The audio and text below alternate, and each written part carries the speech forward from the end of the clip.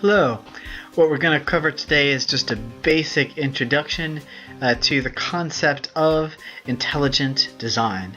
There are Christians who synthesize the theory of evolution and bring that together with their belief in God, but there are also Christians who reject the concept of evolution, partly with what's called intelligent design. So look at some of the basic talking points behind it. Although in today's world, Christians are shamed endlessly as if you don't have science because you might do science from a Christian worldview. But shame is not an argument. It's not really an argument to say, shame on you for failing to believe that the universe is a big accident that came out of nowhere. Let's talk about that.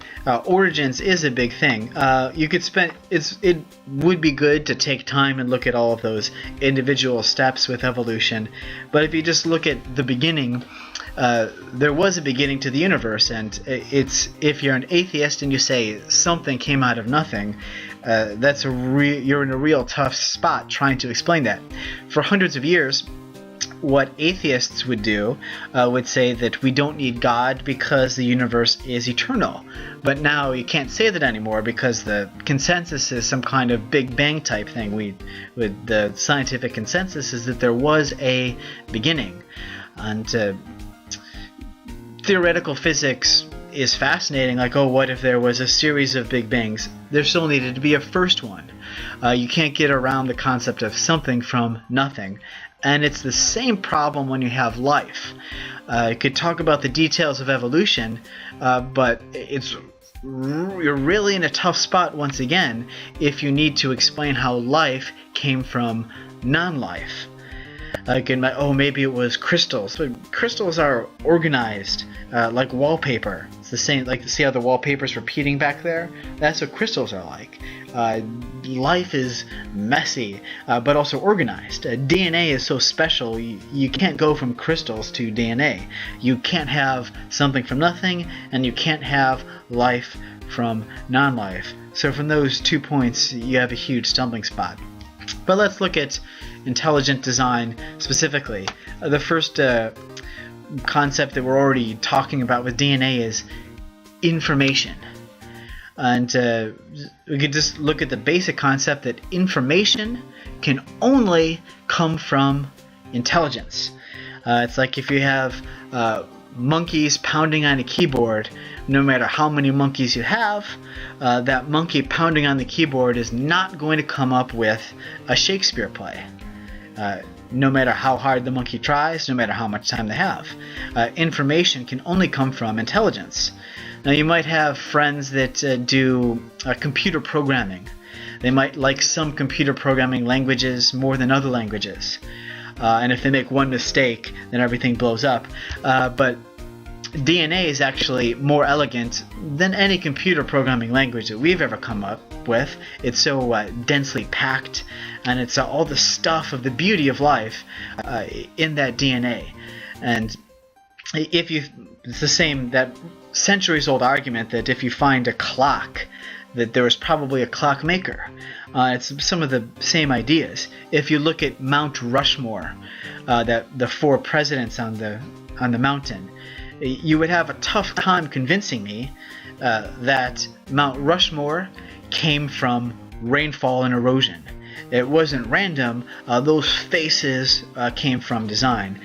Now, of course, some weird people see Jesus on toast, but when you really get into intelligent design, you could have a technical definition of information that only comes from intelligence, and DNA easily passes that filter for what is information. So it's more elegant than any computer programming language that we've come up with. And one more thing I want to mention, one more talking point, the irreducible complexity is the vocabulary phrase. Irreducible complexity, this basically means you have a system where you need every single part, and if you take one part away, the whole system falls apart. The classic example of irreducible complexity is a mousetrap. You need every part of this mousetrap in order for it to function properly. If you take away the spring, then the whole thing's no good. And when you have irreducible complexity, then that gets in the way of the evolution idea, where you have step up and up and up, better and better and better over time.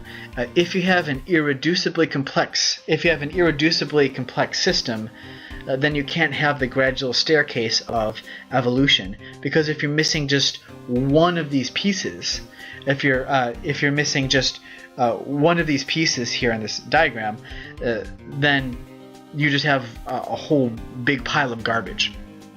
And if you have a pile of garbage, then it's survival of the fittest. You're going to die if you evolve a pile of garbage. And mutations are very rare, and beneficial mutations are even rarer. So if you're going to evolve a mousetrap, it's not going to happen because you would need to evolve every part at the same time, and that's pretty impossible. But the thing is, we see irreducible complexity even in the simplest life on Earth. Like, you might think, oh, a single-celled bacteria is just super simple, and then it evolved into animals, and that evolved into humans.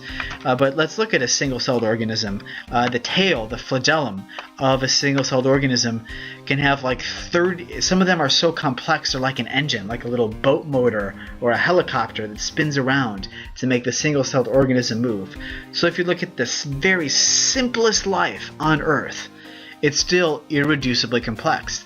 That tail, that flagellum, it has like 30 pieces that's like a very simple car engine. And it's impossible for all 30 of those pieces to evolve at the exact same time.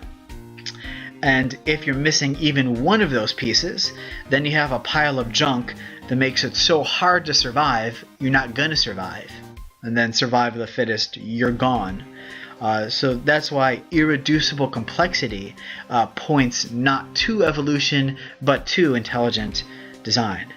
Now, this whole time we've been using logic, and that's what many of our atheist friends who are intelligent pride themselves on.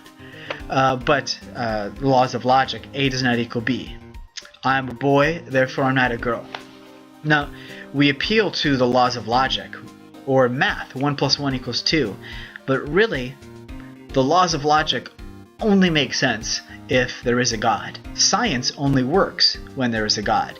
Besides that, there's in history been so many famous scientists that think that God made the universe. I want to discover the beautiful things God has made, so that's why I'm going to work hard to apply my mind towards science.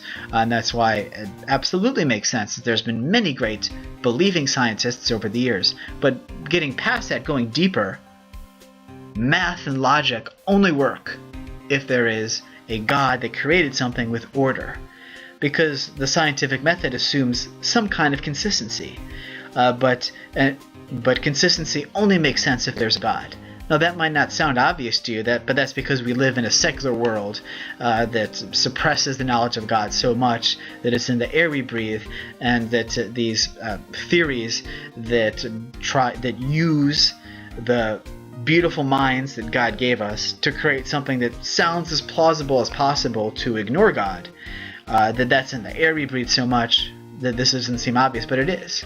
A related concept is morality. If there's no God, you can't define right or wrong. You can't. If you see a praying mantis, if you see a spider eat a bug, that never causes a moral outcry if a spider eats a bug. But if a policeman shoots an unarmed person on the street, that does create a moral outcry. It's in the news. But if you're an atheist, why? Why is the police shooting a moral outcry, but the spider eating the bug isn't? If there's no God, we're all just stardust bumping into stardust, and you have no foundation for good or better or right or wrong. You have no foundation for it. And so a consistent atheist would lead to despair and meaninglessness. But of course there's moral atheists, but they're just inconsistent. they plagiarize the Christian worldview in order to recognize that some things are good or better or true. And even when an atheist would use math or the laws of logic, if you ask the simple question, what do you know and how do you know it? Whenever the atheist either uses morality or logic or math, they're plagiarizing the Christian worldview.